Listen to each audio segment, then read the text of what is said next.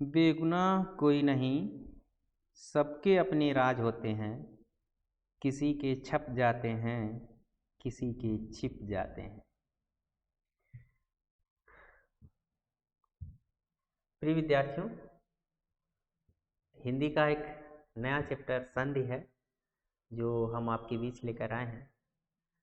इसके पहले मैंने वर्णमाला पढ़ाया था।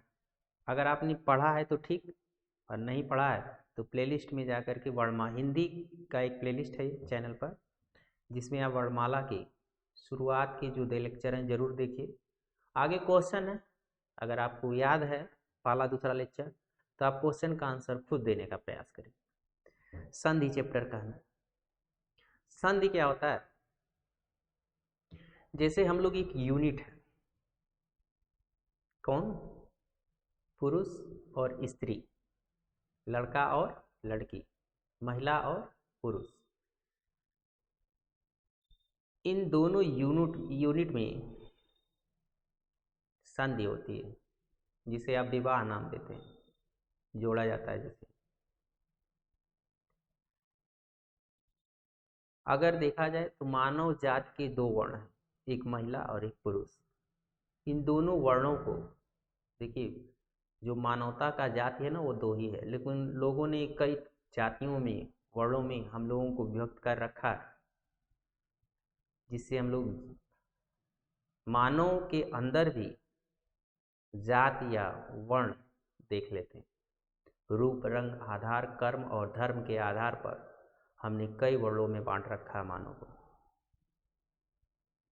खैर छोड़िए, ये तो सामाजिक चीजें हैं, जिसका परिवर्तन आने वाले समय में कैसा होगा और क्या होगा, न आप जान रहे हैं न हम जान रहे हैं।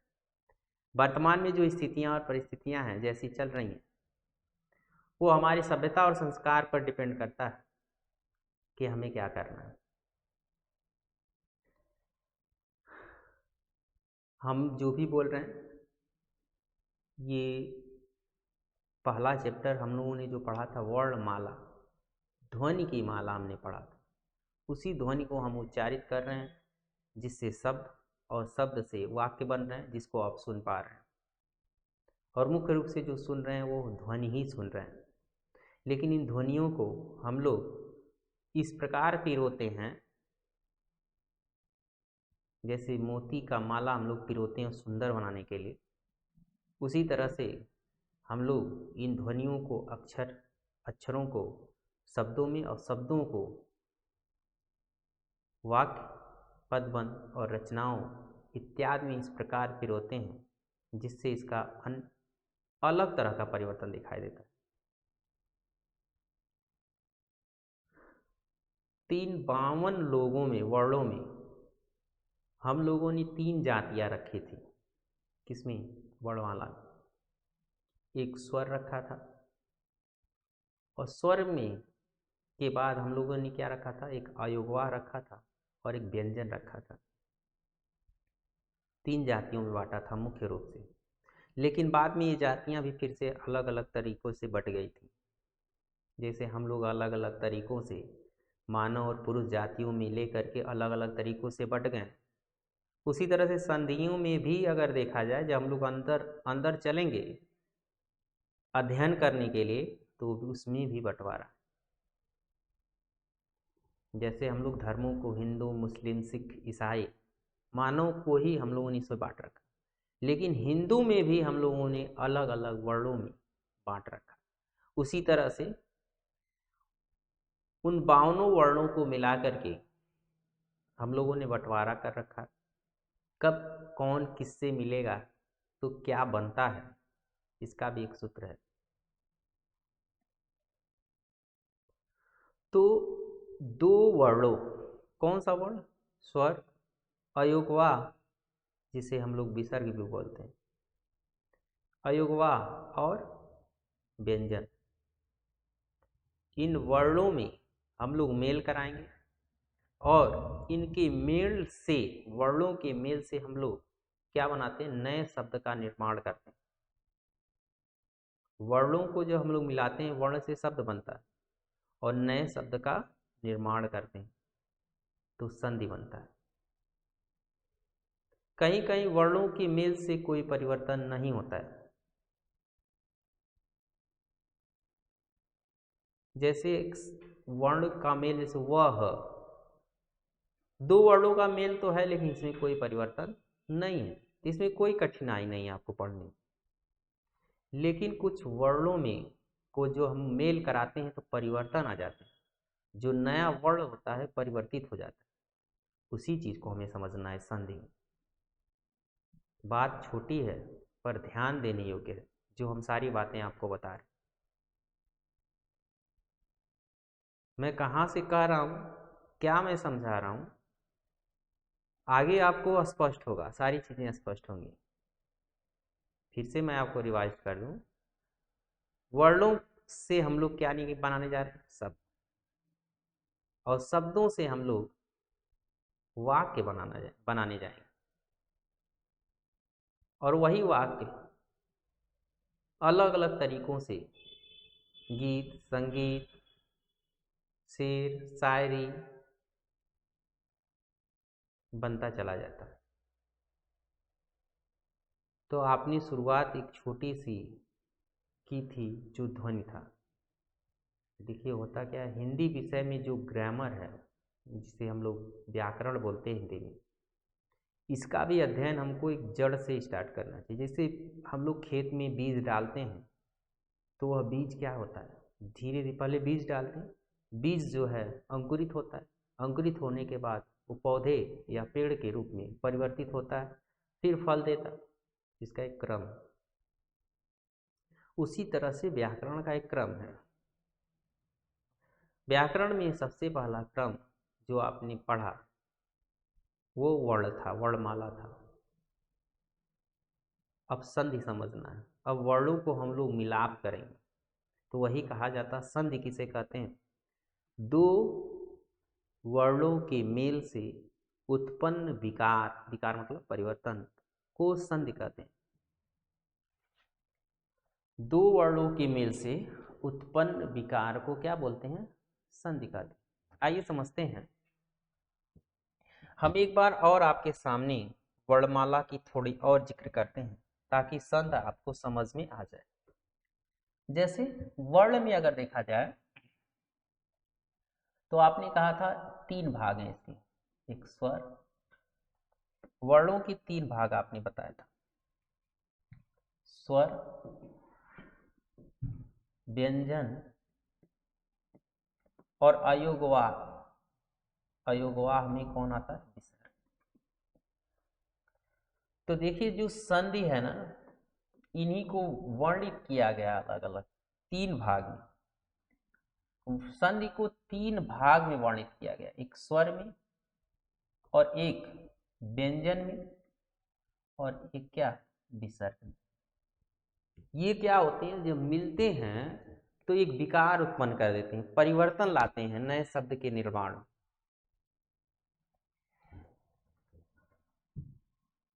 जो स्वर होता है, अगर आपने ऐसा मिलाप किया, जो स्वर हो और स्वर से के साथ आपने अगर मिलाप किया और एक विकार उत्पन्न हुआ स्वर के साथ, तो वो स्वर संधि में जाता है।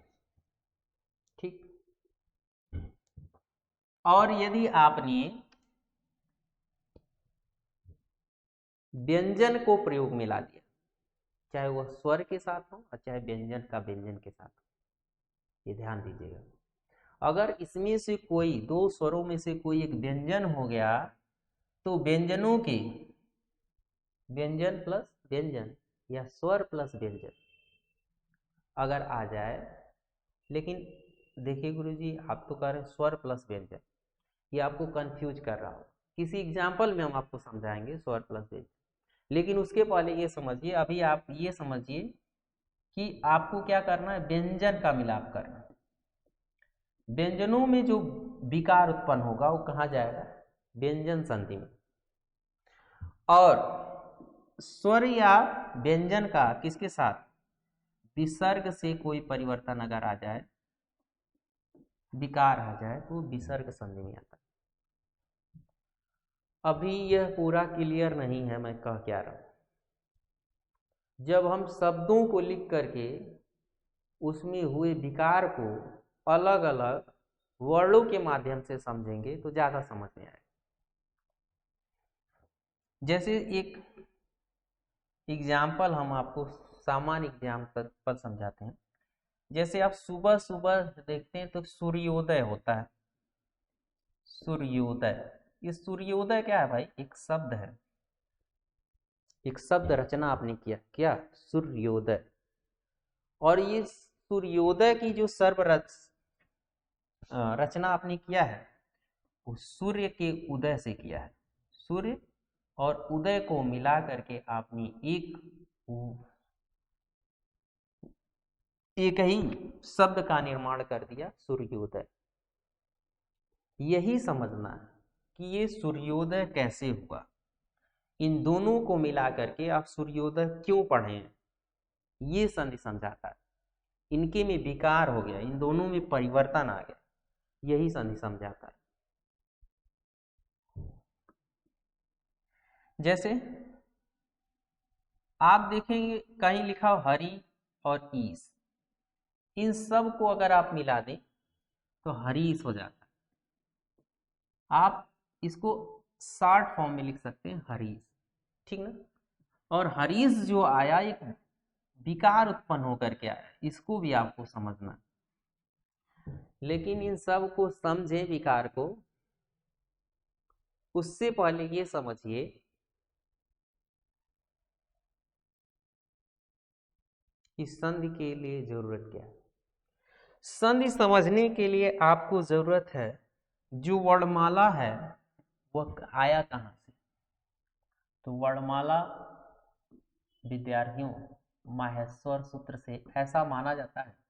इसलिए मैं आपको बता दूं, मैं स्पेशल विज्ञान का टीचर रहा हूं, हिंदी आपको पढ़ा रहा हूं। बस हिंदी इसलिए पढ़ा रहा हूं ताकि हमको जो आ रहा हो आपको भी सिखा दूं। हो सकता है आपको भी कहीं लाभ कर जाए। तो मैं फिर प्रकांड विद्वान तो नहीं हूं, बस इतना ही समझा रहा हूं जिससे आपका हिंदी पर पकड़ थोड़ा सा आसान हो जाए। इसके आगे आप हमसे भी विद्वान हो सकते हैं। चलिए समझते हैं माहेश्वर सूत्र।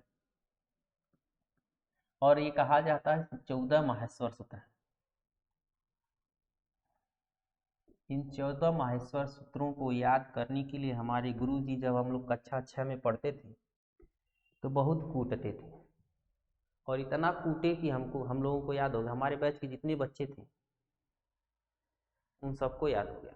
अगर वो पढ़ाई के क्षेत्र में है तो अभी भी याद होगा, अगर क्षेत्र बदल दिए होंगे तो लगभग नहीं याद होगा। अन्य भी गुरुजी लोग अन्य अपने शिष्यों को कूटे होंगे तो याद हो गया होगा उनको भी। माहेश्वर सूत्र 14 होते हैं। 14 माहेश्वर सूत्र क्या है, आइए समझाते हैं आपको 14। पहला है अ ई उ ड़। दूसरा है री लृ क। आयुड़ ऋलिक एओंग। तीसरा है ए ओंग। चौथा है ऐ आओ च। ऐ आओ च, 4 हुआ। इस माहेश्वर सूत्र को ध्यान रखिएगा। अभी इसी माहेश्वर सूत्र से हम लोग स्वर संधि का दूसरा नाम और व्यंजन संधि का दूसरा नाम रखें। आयुड़ ऋलिक कयोंग यो च ऐ आओ च। पांचवा है ह य व र ट। छठवां है लड़ ल ड़, है वरट लड़। य अंगड़नम नम, यही नासिक के व्यंजन भी उसे होते हैं, अंगड़नम। सातवां के बाद आठवां, आठवां देखते हैं झ भ इ घ ढ द स। ज ब ग ड जब गड दस, ख फ छ ठ त व, ख फ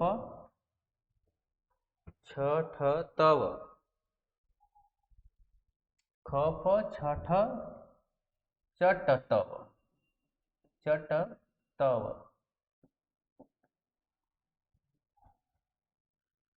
और अगला है क प य, अगला है स ख स र,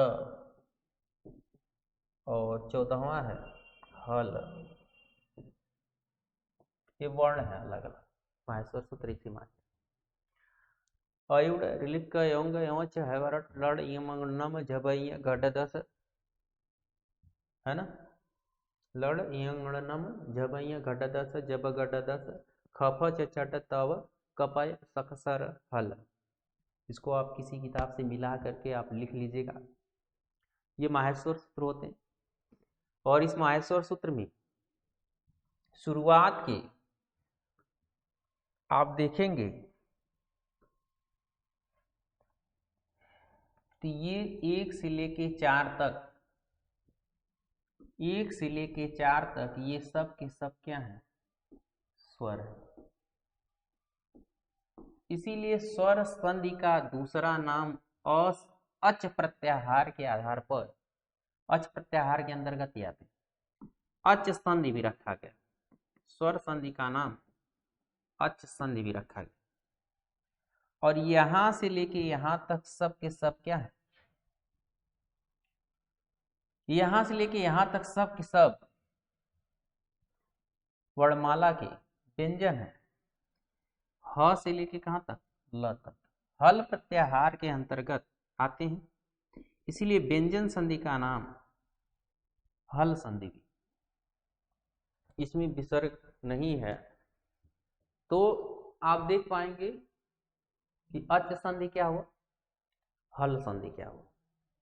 ठीक, अब इस माहेश्वर सूत्र को याद रखना होगा। और प्रत्याहार क्या होता है, किसी भी माहेश्वर सूत्र का पहला अक्षर और अंतिम अक्षर को लेकर के उनके बीच जो वर्ण लिखते हैं वो माहेश्वर सूत्र के आधार पर प्रत्याहार बन जाता है।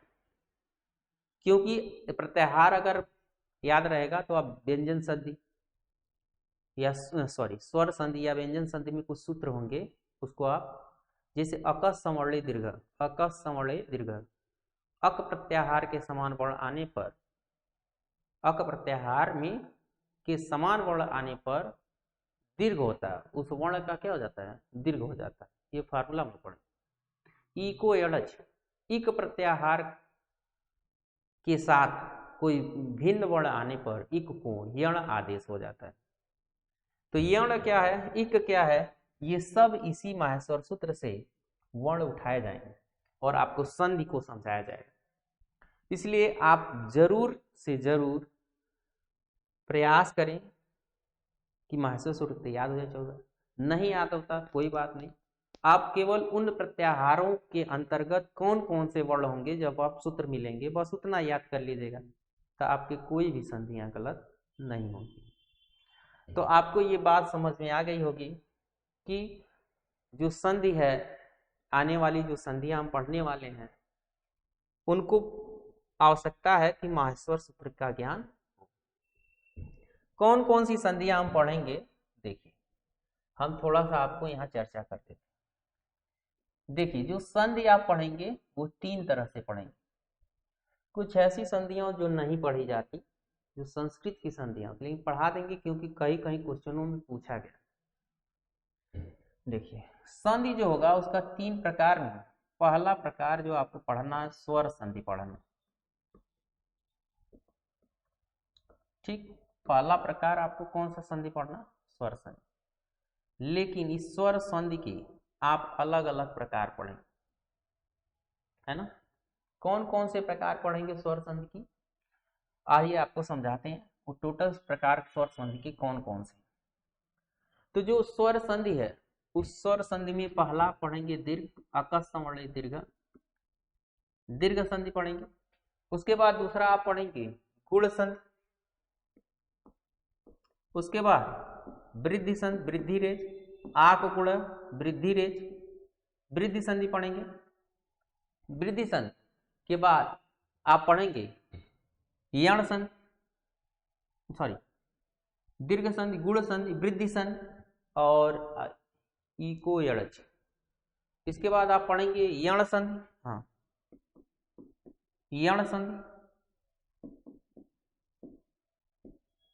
यण संधि के बाद आप पढ़ेंगे, कितना हो गया, वैसे तो स्वर संधि के 5 ही भेद होते हैं, दीर्घ, गुण, वृद्धि, यण संधि और अयादि संधि। लेकिन संस्कृत में इसके कुछ रूप बढ़ जाते, 3 रूप। एक होता है पूर्व रूप और एक होता है पर रूप, पूर्व रूप और पर रूप, है ना। और एक है प्रकृत भाव, एक आपको पढ़ना है प्रकृत भाव। ये तो अलग है तीनों। वैसे मुख्य रूप से स्वर संधि में आपको 5 ही पढ़ना है, लेकिन आपको यहाँ पर ध्यान ये देना है कि जो संधियां हम लोग पढ़ रहे हैं उन संधियों के प्रकार में कुछ कभी कभी ये प्रश्न यहाँ से भी बना हुआ है, इसलिए इसको भी थोड़ा सा हम लोग पढ़ लें, ठीक है। तो आप स्वर संधि के भेद समझ गए। आइए और समझाते हैं। संधियों के प्रकार में एक प्रकार है व्यंजन संधि। व्यंजन संधि में क्या क्या पढ़ेंगे आप वो देख लीजिए। देखिए व्यंजन संधि के जो प्रकार हैं आप 3 प्रकार पढ़ेंगे। व्यंजन संधि में 3 प्रकार पढ़ेंगे। पहला पढ़ेंगे श्रुत्व, दूसरा प्रकार पढ़ेंगे व्यंजन संधि में इष्टुत्व, जैसे इष्टु नाष्टु चर, इष्टुत्व। और अगला आप पढ़ेंगे पहला इष्टुत्व, सतोष्टु नाष्टु, एक है अष्टु नाष्टु, ये सब वर्णों में आए, हम समझाएंगे। एक है इष्टुत्व बड़ा स के साथ, इष्टुत्व, इष्टुत्व, इष्टुत्व, उष्टुत्व और एक है लसत्व। 3 संधि पढ़ेंगे लसत्व, ठीक। संधियों में व्यंजन संधि का 3 भेद आप पढ़े, इष्टुत्व, इष्टुत्व और लसत्व, 3 भेद हैं।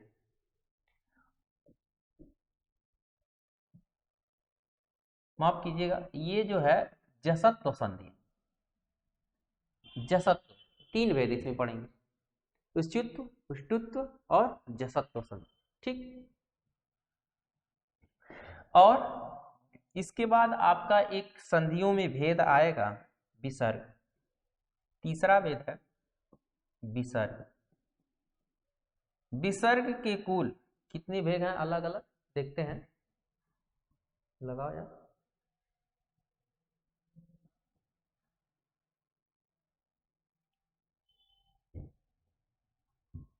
क्या है, सत्व उत्व रुत्व, सत्व उत्व रुत्व। विसर्ग के अलग अलग भेद देखिए, फिर गड़बड़ा दिला यार।